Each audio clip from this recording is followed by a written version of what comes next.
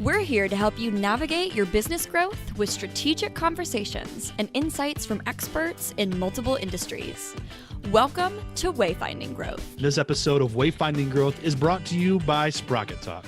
If you're ready to take your HubSpot experience to a whole new level, you need to join Sprocket Talk as a free VIP member. That's right, free. Tutorials, courses, training, HubSpot updates, and so much more. Head to sprockettalk.com/WG to join the movement and get an exclusive Wayfinding Growth deal. Welcome, Wayfinders. I'm your co-host, Dan. And I'm Remington. We're glad you're here. What up, Remington? So today's episode, we get into the origin story of Impulse Creative. We started off with why you started it, get into a little bit of why it matters today and some other lessons and stuff. What did you get out of today's episode and you want listeners to be sure to pay attention to? Yeah, I think, well, story is important. That's a theme that I've been running on all day today. Well, more than all day, but for specifically today. But I realized towards the end of that I haven't really shared it in depth with even my own team. So what's fun is, hopefully, and you can speak to this, it gives some perspective. But hopefully I want listeners to understand that it's a journey, and heck, it's not like it was yesterday. So making sure that you remember the path that you took, because it's a fun one to talk about down the road. Remember the path that you took. That's good. And remember to share it. Yeah. Right? Not share only, it. But yeah, get it out there. Like you said, and at the end of the conversation, make sure your people know it. Yeah. That was good. And just the discussion too, like I like your proudest moment and how that taught you a lesson. I'm going to leave it there. But for people listening, get to that proudest moment, what that was and how much, like I picture myself being in that moment in your shoes and what that had to feel like, and then what you learned from it. So that was really good. Yeah. Awesome. Good stuff, man. This episode means that we are legal to drink. This is our 21st episode of season 2. So season 2, feel like that much time has passed. It doesn't, does it? Season 2, episode 21. Let's set that course for growth. Woo. Welcome, listeners, to another episode, another installment of Inside Impulse Creative on Wayfinding Growth. Man, these are some of, it sounds so dumb to say these are some of my favorites, because so are the interviews. But like, this is a special kind of favorite, I guess. So, Remington, greetings, man. Howdy. So today we're talking about Impulse Creative, all the way to our, what I would call maybe our origin story. In a conversation you and I talked about at one point about why you started the company and why we do what we do. And I think you even either asked or mentioned like why it still matters today. So that's what we're talking about today. Why you started Impulse Creative and why that still matters today. So let's get into that. Let's chart the course, as it were. How did we get here from our origin? Well, yesterday, because we're an overnight success. That's right. Everything was awesome. No. So coming up on 13 years, January will be 13 years. So that's pretty crazy. So you started the company in a January month. So you knew exactly what you were doing, so you could count it out, right? Is that how that works? Pretty much. Yeah.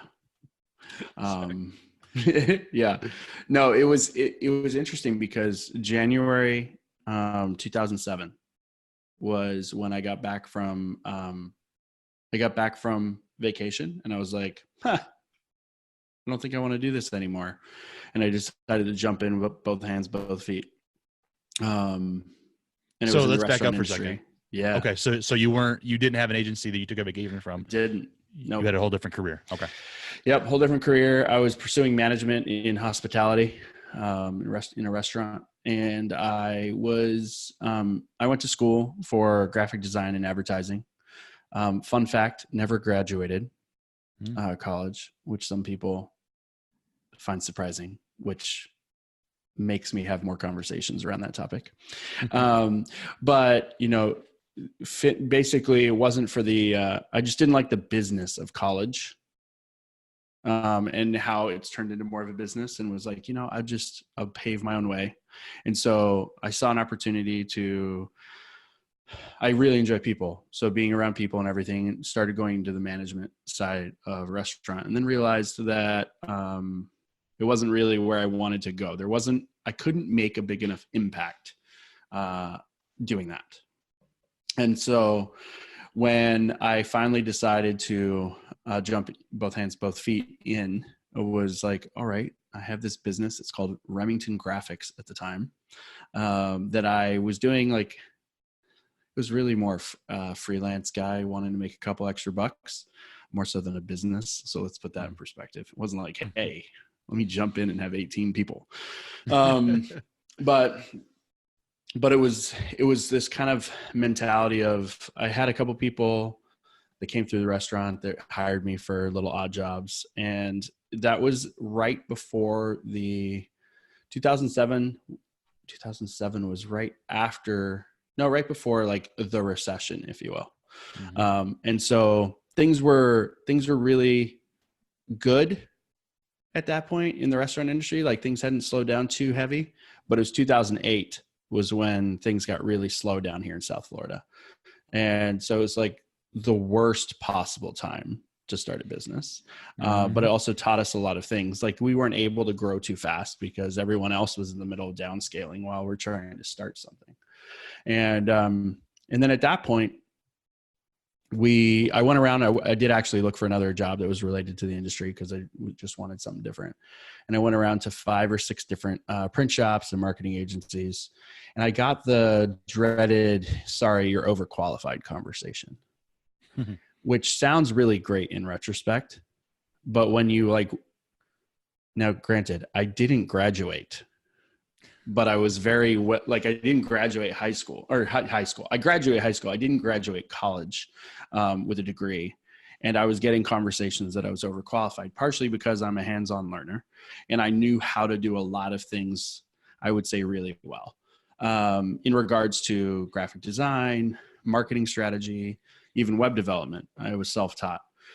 And so when I went into all of those things and had those meetings, everyone kept saying I was overqualified because I, now looking back, realized I was a threat. I could do too much within the organization, which came across as a threat. And that's a very closed-minded way of thinking. And that stirred this passion for me on the short term was, well, I'm going to prove all these guys wrong. And I just decided to essentially become their competition. Now, that wasn't the reason, but one of the things that they all said was that, either we don't have a need for a web designer but we do have a need for a graphic designer, or I have a need for a web designer, but we already have a graphic designer. Or it even came through to, there's just not someone that we really need all of these things. But yet I knew, based on all the conversations I was having at the bar and the restaurant, whenever I said what I went to school for, where people would be like, yeah, I just absolutely hate having to have the same conversation 14 times with all these different sources. And that was really the beginning of the concept. It was a concept back then, but really has led into a lot of what we do today. Interesting. So it's fascinating to me to think that you started that based on conversations. Like, it's almost like having separate conversations. You have your real world conversation. Yes, I really need this kind of thing. Oh, you do that? I hate having that conversation 14 times, all these things. Then you go to the professional side of things, and it's like this work-life separation. People are like, oh yeah, I don't really need that. Like, what a fascinating study in humans. Yeah. And I don't know that it was intentional. I'd like to say it was, but it was very much all these people say that they don't need someone that knows how to do all these things, but yet all these customers are complaining about that specific fact. And, and it was a great time for us because consolidation happened pretty rapidly with the dip in the economy. And so because I was nimble, we'll say, and we were brand new, I tended to do things cheaper. And it was great because I also had the experience in a lot of those different segments that made me overqualified for some of those positions. And that was actually one of the big compelling reasons why people kept me. And it was just me at that time. So that was like V1. And then Rachel joined about 8 or 9 months after that. She really took over. But Thank she goodness. joined. Yeah. Yes. Thank goodness. We probably wouldn't be here if it was just up to me. But she joined, and she really, like, I was working out of my parents' loft. Like, I had this like work table set up. We did a lot of signage, like vinyl signs where you pick all the letters. Anybody who went back, this is a shout out to what real hard work was. You had to pick out all the letters in the vinyl, the negative space, and then you had to apply that in the beating sun. That was one of the core parts of our business, was doing signs and then doing print work like business cards and postcards, and then websites were like an add-on that we would do. It was pretty crazy. Yep. So now, fast forward. We'll Yeah. get back to it in a minute, but fast forward now, and like, does anybody even do print anymore? They do, I know, but Yeah, like not much, websites though. where everything is, right? I mean, Right. that's Yeah. Well, it's funny because we pitched a long time ago. We pitched a long time ago. The website should be the central part of your strategy. Like, everything should have your website on it. Your truck graphics, your business cards, your brochures, your mailers, you know, your shirts, like all that stuff. And so that was kind of fun because we were like hashtag brand before a hashtag was a thing. Right. So marketing agency is what this eventually has become. Did you think of it like that back then? Were you like, I'm going to be a marketing agency, or was it just kind of, I want to help businesses? Yeah, great question. So early on, there was probably more ego in it than there is now. Actually, I know that to be a fact. There was more ego than there is now, because there's not much ego in it now. I'm more humbled now than I am ego driven. But when we first started, it was very much, I didn't want to be quote unquote agency because of the box that put you in. And so we never really, like, we called ourselves a studio. Like, actually, before Impulse Creative Inc. existed, it was Impulse Creative Studios LLC, right? Because we wanted to be thought more of a creative, I guess you could say, agency, but a creative studio in regards to like creative solutions and thinking about things from a brand point of view, more so than a PR agency, which is really what we were up against the whole time. And then we just decided that brevity was really strong, and we just needed to just drop it to Impulse Creative, because try to tell someone to spell impulsecreativestudios.com on the phone is not easy. Which is surprising, but anyway, right. So if you look back on that early year, the time when even before Rachel joined, but as you guys were working this out even together, what was your why? Like, what is it that really drove you in those early days to get out of bed to do this? Why were you doing it? Because there had to be a smarter way to do it. Was probably one of the original ones. Like, going back to his name was Phil in the bar. He always used to talk to me. He was a regular. He used to come in all the time, and he always used to complain about. I think he was a operations manager for a company, and he'd complain. I mean, he'd literally be like, "We're having this conversation about a launch for this trade show, and then I'm gonna have to have the same conversation next week with my web designer." And I'm going to have the same conversation with my sales team, because they'll probably forget. And it was just like this full-time job to create consistency in your own company that was something that kind of just stuck with me.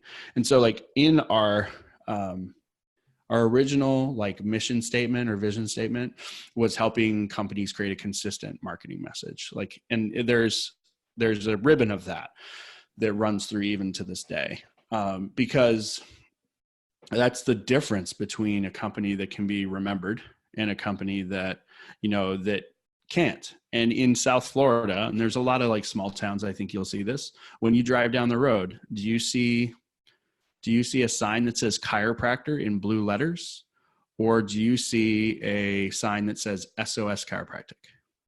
Right? Like, it's like XYZ's sign shop versus chicken, right? Like, a lot of companies, especially like especially like during and right after the recession, there were people that were starting their own businesses as a form of survival that had no understanding of what brand meant.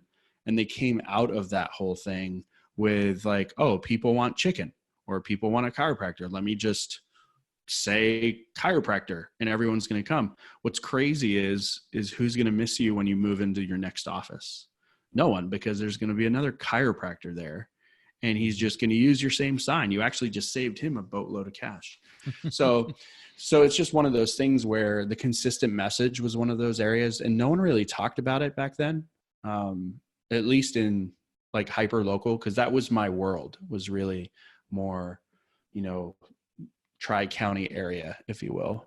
And then once the websites became a really big piece of it, we started to move to state and national.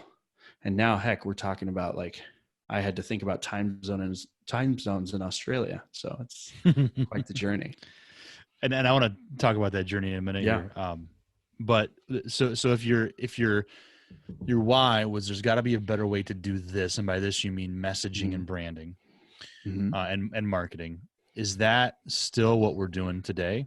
Is that still relevant as to why you started the company? Yeah, I think, and I hate the term all in one because it's so bastardized now, but trying to really focus on being like the one-stop shop, like for what clients need in order to stay consistent and that kind of thing. That has been a big piece. I mean, you look at our services pages on impulsecreative.com, it's very overwhelming, because we have a lot of little tiny things that we do for all of these people. But when you think about it, a lot of, not most, but a lot of agencies are doing many of those things and the client doesn't even know. And so yeah, I think it's stayed true. I think, what's interesting is we have this compass that we talk about at Impulse, mostly internal, which should be coming out here soon in the future. But that compass really kind of talks about that whole brand. And I didn't think about this until we had our discussion earlier today, unrelated, that, it really kind of keeps the brand at the front and center and really the core of what we try to help companies do. So yeah, I think it's been a part of it. Now, whether it's a mission and I know for sure it's not necessarily connected to just marketing anymore. It's really marketing, sales, and even getting into like marketing, sales, service, brand, and the development, like the experience, how we make people feel. Like it's just multifaceted now, where life was simple when it was just a website and a lead form that came in. Actually wasn't more simple, but there was less tech in it. Yeah, it certainly feels like it was simple. And I'd venture to say too, it goes, you said, marketing, sales, customer service, experience. I mean, it gets into things like hiring, HR, culture at work, like everything, that message, understanding your brand, your company's origin story, your company's story is what we help companies do so that it can permeate everything they do when it comes to business and eventually just keep growing. So, yeah. Okay. So it still matters today. Yeah, for sure. I mean, back then I remember Rachel and I creating a company MySpace page for companies. Like, I think sometimes we get stuck with that. Like, wait, what's changed? Like, what we do has not really changed very much. Where we do it has changed quite a bit. How we do it hasn't changed very much, but again, the breadth of that how has changed pretty substantially. Like, so your point about HR and all of that, like there weren't HR boards when we first started that are worth anything. Like now all of a sudden you can't even try to put out a job posting without it being picked up by a job board for free. So it's a very interesting world, but consistency is key for sure. And I think too, I mean, at least from my perspective, you look back, 13 years ago, or 15 or whatever you want to call it, a decade and a half ago, things like culture weren't nearly as mainstream as what they are now. And culture is, I mean, part of culture is branding and messaging. So it's fun to see it kind of, I mean, I've been doing this for almost as long as you have. And it's interesting to see it all kind of come to fruition. So Yeah. And an interesting example, sorry, I'm going rogue here. Yeah, no, go for it. So like we just hired a marketing technologist, right? And part of the reason we hired a marketing technologist is because now we have this like cloud of tools that are supposed to help you do your job. And either clients are or are not using those the right way, or using them to the best of their ability. One of the conversations we had today was with a call tracking solution, and they asked me why I white labeled the solution. Well, it's not because I'm afraid of their name being out there. In fact, it's actually on our partner page, even though we're not officially a partner. It's essentially white labeled because 7 years ago, if I told someone they had to switch out their call tracking or their calls and their phone numbers 7 years ago on their website, they probably would have laughed in my face. And so we introduced something with the trust of impulse, versus saying, hey, we're going to switch out your phone numbers. No one's going to care. And now you look today, and that's like general practice. So it's that, those are the types of things that have really changed, but it was I don't even remember what my point was, but there's just that transition and that things have become more accepted now, where they weren't before too. Well, and part of it, your point might've been, or so I'm going to just extrapolate this, a marketing technologist is not something that we had back then. Right. And so things have evolved. Something we needed. Yeah. But now it's still like, while we need that person and that job and that technology, it still comes down to communication. Right. Yeah. And continuity. So what kind of, that's where I was going. Continuity. Okay. Yeah. So continuity of brand, continuity of information, continuity just in general. And that's something that I think there's a ribbon from the very beginning. There needs to be, whether it's HR, tech, marketing, brand, anything like that. Yeah. What would you say, since you started the company, is one of the biggest shipwrecks you've faced in relation to that why, maybe? Sure. So that's a great question. We brought on a couple services that were unrelated to our why. They didn't really help people grow. They didn't really, it really didn't help us create that consistent message overall. And it really caused some rifts in the matrix. Overall, when we think of how Impulse is essentially positioned, and having a lot of services is one thing, but like, you've got to look at these. A lot of times you have to look at your services, and they've got to help do a core thing. And so I forget what it was. What did we do? I don't know. Something that cost. It was something that cost me a lot of money. It'll come to me as soon as we hang up, I'm sure. But basically what it was we got razzled and dazzled with a partner program of some kind. And we were like, you know what? We're going to sign people up for this. And this is going to be a great ancillary benefit of being a part of Impulse Creative. It could be in a different continent, how far away it was from like what we do day to day. But it was one of those things that we realized was just like, it was a great monetary opportunity. It was very confusing to the end user, and we didn't actually sell it very well.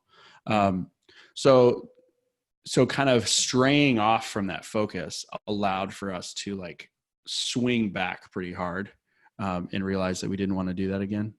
I'll have to ask Rachel what that was, but it was like one of those where we're like, wow, we wasted like $2,500, which might as well have been $1 million to us back then. And so that was a big shipwreck for us, because it slowed us down, and it also diluted the experience, because there's only so much of Remington and Rachel at the time that would really allow for that. And then the other thing is, we tried to be a little bit more remote than was socially acceptable in the beginning. And so that was an interesting paradigm, especially when you look back now with video calls. But yeah, it was, God, it's going to bother me now. So what did you learn from each of those then? Like, that you think about maybe you don't think about today, but that that it taught you about today's business? Yeah. So now, part of our onboarding deck with all employees, like we can have a lot of really cool new ideas. Podcasting was one that you and I have talked about, right?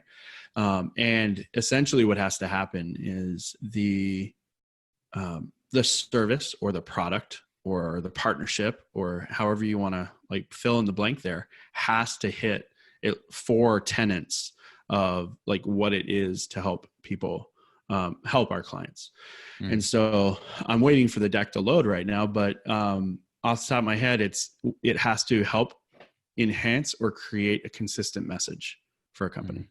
It has to help reach ideal customers or contacts. It has to be trackable so that we can prove ROI. Right. And there's a fourth one. And basically what the 4 items are is you could go through and say, does owning a car rental agency allow us to do this? No. Does owning a car rental agency allowed for brand engagement? Maybe, and you could go through the list. And if you didn't get 4 whys off of those things, it kind of recenters ourselves so that we can say, that doesn't actually fit, which helps with the overall direction. So it really is thinking about your mission, your reason and everything, and staying focused on your business rather than just the shiny object. Yes. I mean, that would CEOs are really good at shiny objects. Right. I mean, let's be fair. It's not just CEOs. I'm bringing that too. Yeah. But the big idea people, one that did work, and fit into that mold. And in retrospect, I'm really glad that we jumped on when we did. Almost wish we did it earlier, was conversational marketing, right? So conversational marketing was one of those things where the outsiders looking in, I had a lot of people that would say this to me too. They're like, one more service? Are you serious? And so now looking back, we have agencies some of the agencies that said that to me, no, you can't do that because you already are offering too much. So now on the flip side, they're like, hey, can you help us get up to speed? Right. And it fit into those core tenets of how we serve our clients. That's funny. That's good stuff. What do you think, looking back on it, if you could go back to that Remington from 13 years ago and say, here's enjoy this moment because it's going to be your proudest. What would that moment be for you? I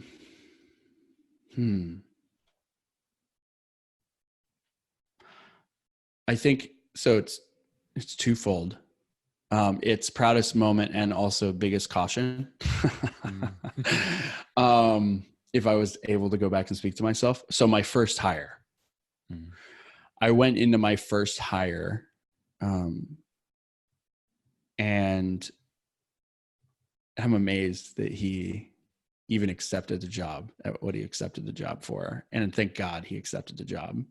But when we go into it, like looking at a human as a human and saying, hey, I need you to fulfill this stuff, but then also handing it off to them once they come on board. So it's really hard as an entrepreneur. That first hire better have some grit, right? Because not only are they going to be the person that has to hold on to, not only is that person going to be the person that has to hold on to actually doing something, but they have the highest criteria for excellence that any employee would. Now, I'm not saying that looking back, I don't expect high out of my employees,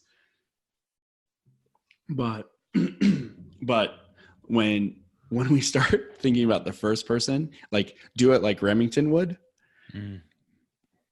that's a lot to ask. And at the same time, imagine doing your job with no SOPs, no project management system, and practically no email address, right? Like it was just one of those things. Like not only was the expectation that they were the holy grail and they were going to do all the development work that I did, they also had never talked to a client that expected only Remington to answer the phone.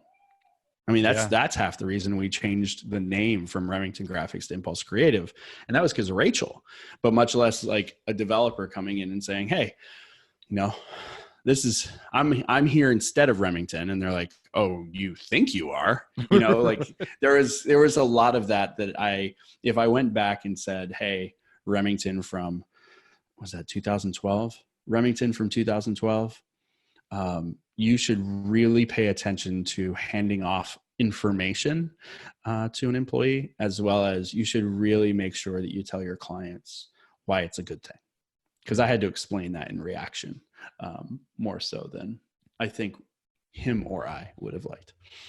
So funny that your proudest moment is also that cautionary tale. So that's good. Yeah. That's really good. It's also my beginning of self-awareness that I don't know that I had before. Right.